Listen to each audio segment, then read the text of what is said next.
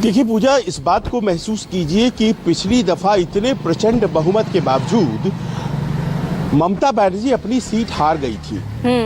वो किससे हारी, किन परिस्थितियों में हारी, ये विवेचना का विषय हो सकता है, लेकिन ये हकीकत है कि ममता बनर्जी जैसी टावरिंग नेता को हराया था भारतीय जनता पार्टी ने, एक ऐसे व्यक्ति ने जो कि पहले उनका सहयोगी रहा था। आज की तारीख में वो भारतीय जनता पार्टी के बड़े नेता हैं। इसका अर्थ ये है कि कहीं ना कहीं भारतीय जनता पार्टी की जो मौजूदगी है वहां पर, उसे कितना भी रजिस्टर करने से इनकार करें तृणमूल कांग्रेस के लोग, वो बेसिकली पहुंच चुकी है वहां पर और वो अपना पांव फैला रही है। मोटी बात यह है कि तृणमूल कांग्रेस एक ऐसे मजबूत स्थिति में लगातार वहां पर रही है कि उसे बहुत ज्यादा चिंता करने की जरूरत नहीं है, अगर हम देखें कि लगातार उसकी जीत जैसे होती आई है। बात यहाँ पर डिस्कशन में यही है कि जिस गति से भारतीय जनता पार्टी का प्रादुर्भाव हो रहा है, क्या उस कारण से इतनी जल्दी नेताजी इंडोर स्टेडियम में कल जैसे कि उन्होंने चुनावी बिगुल फूंक दिया ममता बनर्जी ने, वो इतनी जल्दी जो शुरुआत कर रही है, क्या उन्हें ये इस बात का अंदेशा है कि ये जो गति है ये उनको इस बार नुकसान पहुंचा सकती है?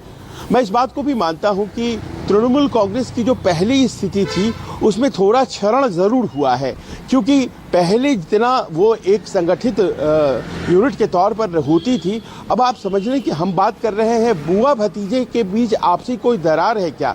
ये पिछले चुनाव तक नहीं था पूजा। इस बार ये बात चर्चा में है कि क्या बुआ भतीजे के बीच भी कोई बात है, और बुआ का एक गुट है, भतीजे का एक गुट है, और बुआ भतीजे के गुट को प्रश्रय नहीं दे रही हैं। ये तो आंतरिक दिक्कत हुई, यहाँ तो भारतीय जनता पार्टी नहीं है। दूसरी बात यह है कि आज पूरे देश में जो योजनाएं चल रही हैं पूजा, जैसे कि महिलाओं को कुछ हजार रुपए दीजिए, जैसे कि मदद और इमदाद लोगों को शिक्षा के क्षेत्र में, स्वास्थ्य के क्षेत्र में, ये तमाम ऐसी चीजें हैं जो ममता बनर्जी पहले ही कर चुकी हैं। लक्की भंडार योजना एक ऐसी योजना थी पूजा जो मैं लोकसभा चुनाव के दौरान देख रहा था, वो भर भर के तृणमूल कांग्रेस को वोट देते हैं। वो ऐसा वोट दे रहे थे जैसे कि इस बार भारतीय जनता पार्टी को दिल्ली में या महाराष्ट्र में मिला है। और ये सब योजनाएं पहले ही, यानी कि ममता बनर्जी को अब कुछ नया सोचना होगा। उनकी पार्टी में भी कहीं ना कहीं थोड़ी चिंक्स हैं। और आखिरी बात यह है कि आप इस बात की कल्पना करिए कि सबसे बड़े नेता बंगाल के कांग्रेस के अधीर रंजन चौधरी, जो यहाँ पर विपक्ष के नेता के तौर पर हुआ करते थे, उनकी हार में एक अहम भूमिका निभाई ममता बनर्जी ने, जब उन्होंने गुजरात के एक क्रिकेटर को, आज गुजरात की बात वो कर रही हैं, गुजरात से वोटर लाए जा रहे हैं, उन्होंने गुजरात से एक उम्मीदवार लाया, यूसुफ पठान साहब, और वो आकर मुर्शिदाबाद में चुनाव लड़ा, उन्होंने हरा दिया। आज की तारीख में मात्र एक लक्ष्य है अधीर रंजन चौधरी, जो कि कांग्रेस के सबसे मजबूत नेता हैं, कि किसी तरह से मैं वो भूमिका निभाऊं यहाँ पर जो संदीप दीक्षित और कांग्रेस पार्टी ने दिल्ली में निभाई है। उनकी जीत इसमें है कि ममता बनर्जी को वो कमजोर कर दें। यानी कि ममता बनर्जी आज की तारीख में केवल भारतीय जनता पार्टी से नहीं, बल्कि उनकी लड़ाई दो ध्रुवीय हो गई है। जहां भारतीय जनता पार्टी मजबूत है वहां तो वो बहुत कुछ खास नहीं कर पाएंगी। उसको तोड़ने के लिए जितना कर सकती उन्होंने बहुत ट्रिप्स लगाए हैं, लेकिन जहां उनकी ताकत की जगह है वहां कांग्रेस और लेफ्ट अगर अपने उम्मीदवार खड़े करते हैं तो उनकी ताकत में कैसे क्षरण होगा। तो नया क्या वो सोचती हैं? पिछली बार उन्होंने नया सोचा था, उसका नाम था खेला होवे। इस बार क्या नया सोचेंगे? और बड़ा खेला होवे से काम नहीं चलेगा। क्या कुछ नई चीज सामने आ रही है? इसी का इंतजार रहेगा। तो यानी यहाँ चुनौती सिर्फ बीजेपी से नहीं है, अपनों से भी बड़ी चुनौतियां शुभांकर जी नजर आ रही है। छोटा सा जवाब दीजिएगा, समय थोड़ा सा कम है मेरे पास और मेहमान सब है, तो यहाँ पर चुनौती तो अपनों से भी है ना, सिर्फ खेला होवे से काम नहीं चलेगा। पूजा, मैं सबसे पहले दो वाक्य जरूर ये कहूंगा कि किसी भी इंसान को, किसी भी पैनल पर बैठे लोगों को भाषा से पता चलता है कितने टके का है। तो फैक्ट से लड़िए, लेकिन भाषा से मत खराब होइए, मत, इतना ही दरख्वास्त है। दूसरी बात, जैसे अभी संजीव भाई कह रहे थे कि कला की बात, अंदरूनी कला और ये सारी चीजें जो दिख रही हैं, तो मैं आपको बता दूं कि जहां पे जनरेशन गैप को उसको बढ़ा चढ़ा के कभी कभी बाहर कभी दिखाया जाता है, लेकिन ऐसी कोई स्थिति मुझे नहीं लगता पार्टी के अंदर ऐसी कोई स्थिति ऐसी कोई बनी हुई है। और जहां तक बात रही कि जिन क्षेत्रों में पकड़ बनी रही थी, मैं याद मुर्शिदाबाद में जो है उधर के क्षेत्र में पहले जैसे वामपंथी का हाथ बहुत वहां पे मजबूत था, उधर लेफ्ट का उधर से बहुत इधर से तगड़ा रहा था, तो वहां पे बीजेपी भी बहुत मजबूत रही। मुर्शिदाबाद के क्षेत्र में, ज्यादातर क्षेत्रों में अगर आप देखें तो वहां पे बीजेपी ने बहुत अच्छी फाइट दी थी, लेकिन उसके बावजूद अगर एक बड़ा नेता वहां से अगर हारते हैं। सौरभ सिकदर साहब, अगर चुनौती वहां है तो यहां भी तो है ही ना। ठीक है, दिल्ली में केजरीवाल को आपने हरा दिया, यही दो मेन ऐसे व्यक्ति नजर आ रहे थे ना, व्यक्तित्व ऐसे नजर आते जिनको हराना एक बहुत बड़ी चुनौती था। केजरीवाल को तो डाउन कर दिया, लेकिन ममता ना केजरीवाल है ना पश्चिम बंगाल दिल्ली है। देखिए, ममता है और 26 को ममता एक्स चीफ मिनिस्टर बनने वाली है, क्योंकि ममता का ये जो अभी जो शुभंकर दा बोल रहे थे, ये जो अपने दल के अंदरूनी लड़ाई, ये लड़ाई लग गया बकरा को लेके, उगाई को लेके, और ये एकदम काउंसिलर लेवल से लेके मंत्री तक 3-4 गुट ये लूट का पैसा जो है उसको पाने के लिए एक दूसरे से लड़ रहा है।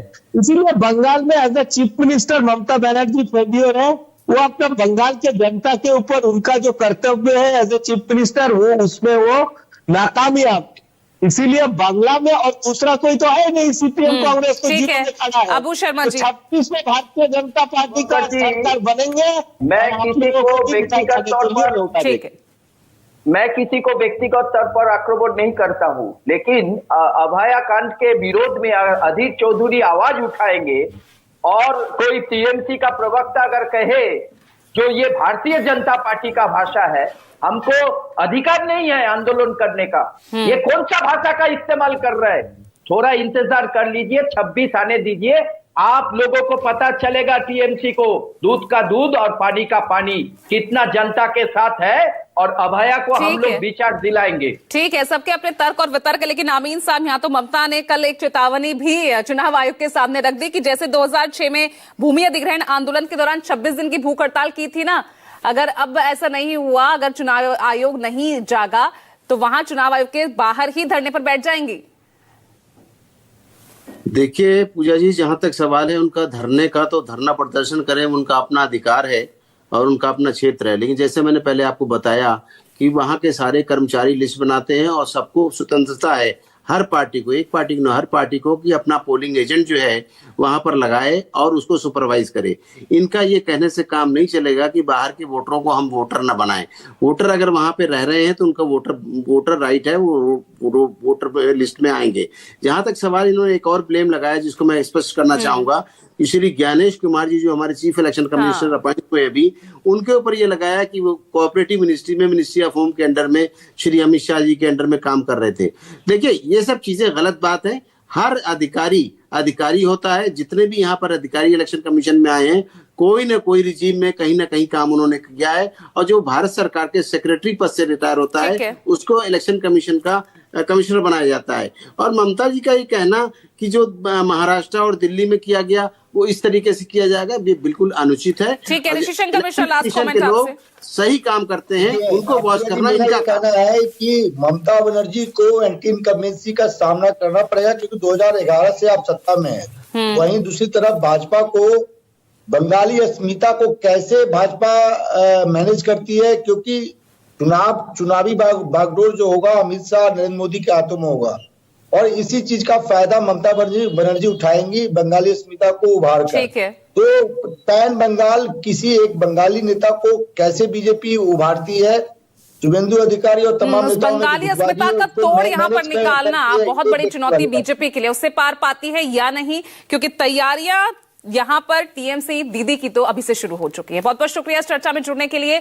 आज के लिए ब्रेकिंग विद एजेंडा में इतना ही। नमस्कार।